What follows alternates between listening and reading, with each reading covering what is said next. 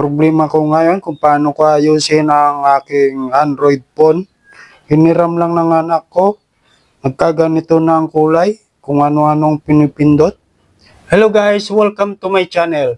Gusto ko lang po ibahagi sa inyo. Kapag ganito po ang screen ng inyong cellphone, malabo po siya.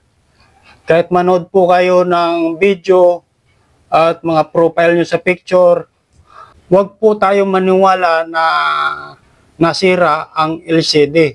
Sinasabi po kasi ng iba na ang problema ay LCD. Hindi po LCD ang problema ng inyong cellphone. Ang problema ay sa settings. Gusto mo malaman? Panoorin mo ang video na ito para may matutunan po kayo. Una, itap lang po ang settings. Hanapin po natin ang additional settings.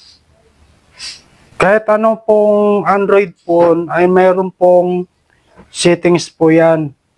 Itap lang po natin ang accessibility.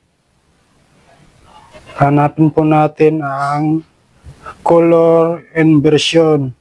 Dapat po naka-off po yan. Kasi kapag naka-on po yan, lumalabo po ang kanyang screen. I-off lang po natin. Yan. Ganyan na po yung kanyang normal na kulay. Susubukan po natin ulit. Ito po yung yan, buksan po na accessibility. Yan. Ito po yung kanyang color inversion. Yan. Yan, naka-off siya, 'di ba? Kapag naka-off po 'yan, kapag naka-on po 'yan, iba na po ang kanyang kulay sa screen. Yan, makikita nyo.